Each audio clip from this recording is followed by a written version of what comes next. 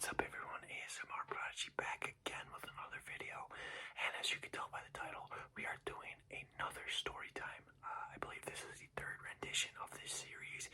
I'm going to put them all in a playlist, so if you ever want to binge watch these, they'll all be in a playlist.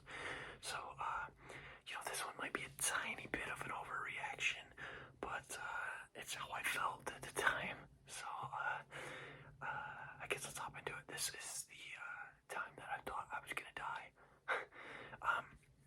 So I don't know if I've ever said it on this channel before, but I used to work for Lowe's, and I used to deliver appliances for Lowe's. So I'd be bringing in washers, dryers, fridges, stoves, any appliance basically we'd bring into the person's house and set it up, hook it up for them.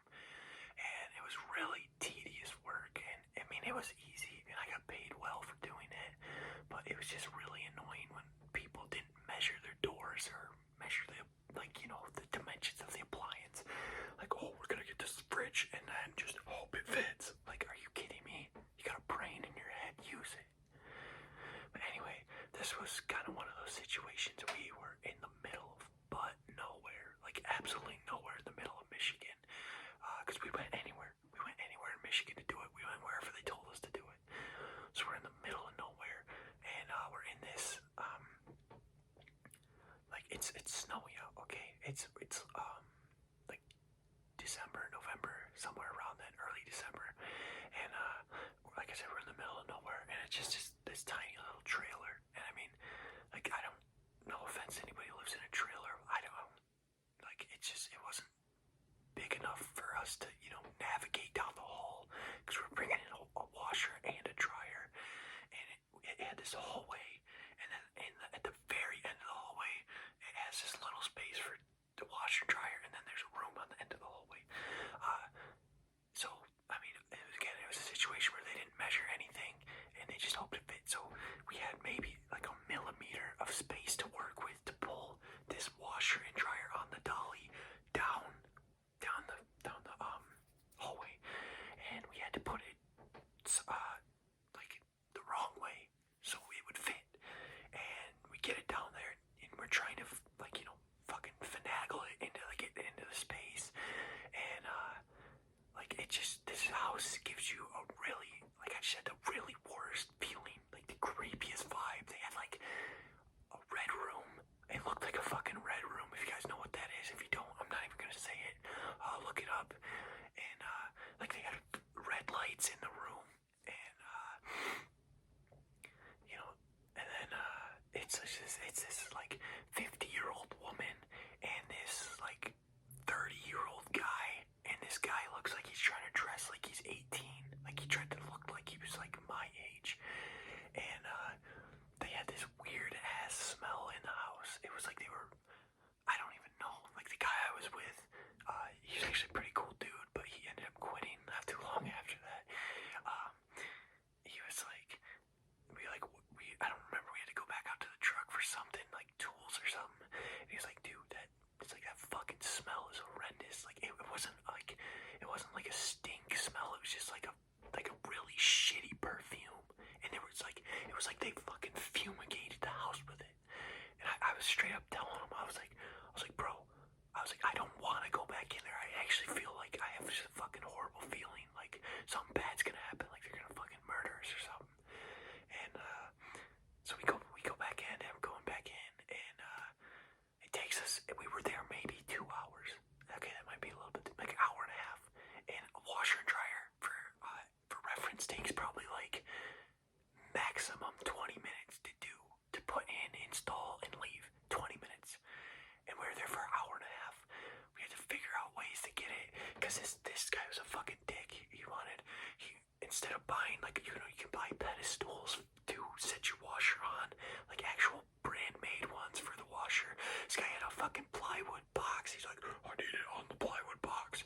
So we try to get it in there, and we're like, listen man, we can't fucking get it in there with the plywood box on it. Anyways, like, it was just so weird. And like, I haven't even told you the weirdest part. Like, so I told you there's the room at the end of the hallway, and then there's a washer and dryer here, and then it's just the hallway. At the end of they got the door. I don't remember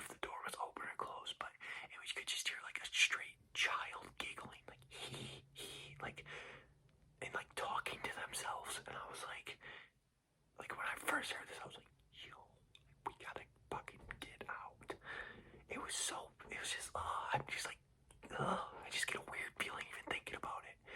And, the funniest thing about this is I ended up having to go back there because when me and the guy first delivered it, like we were just trying to get out of there as fast as possible. There's pins in the back of the washer or dryer, I don't remember which one it is, that you have to drill out. Otherwise it's just gonna explode the inside of the machine.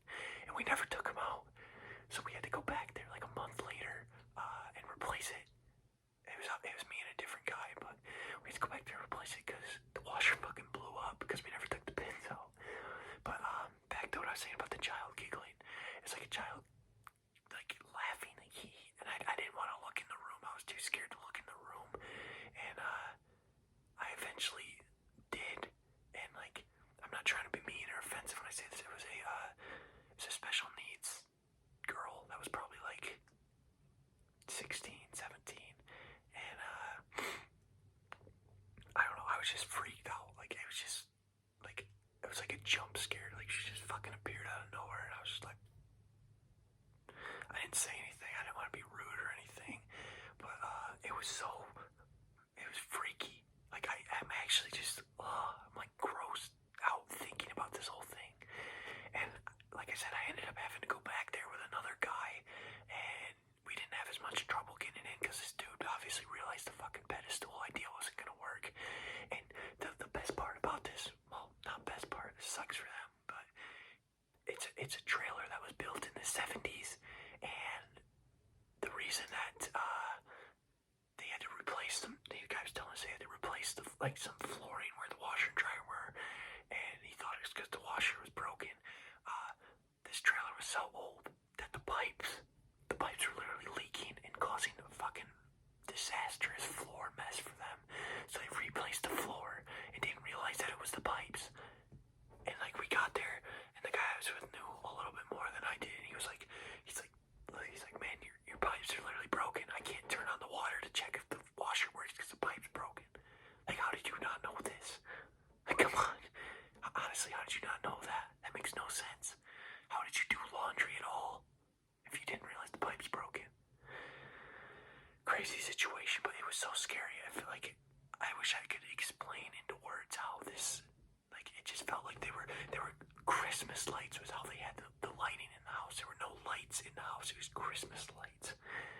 And obviously, I mean, it's in December, like I said, but that room, I couldn't tell if it was like a bathroom or like a different room because I'm walking down the hallway. It's to my left, so I take a quick look in, and I'm just like kind of standing there looking. I'm not going to walk in there, obviously, because I'm not going to roam around someone's house.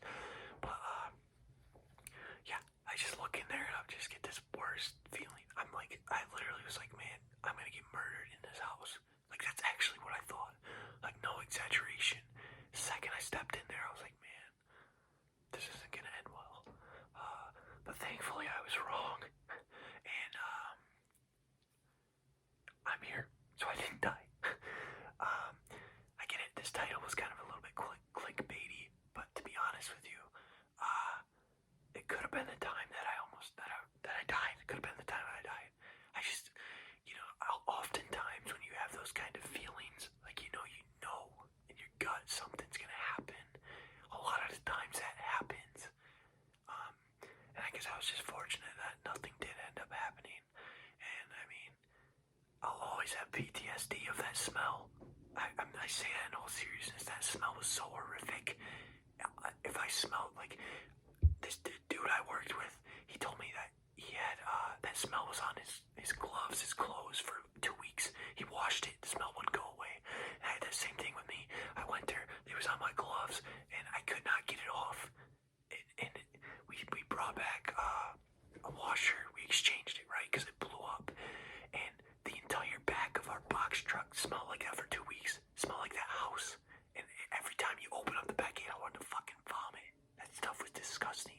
And it's not even like I said earlier, it's not like a stink. Like, it's not like some nasty ass, like, fart bomb or something. It was just like perfume.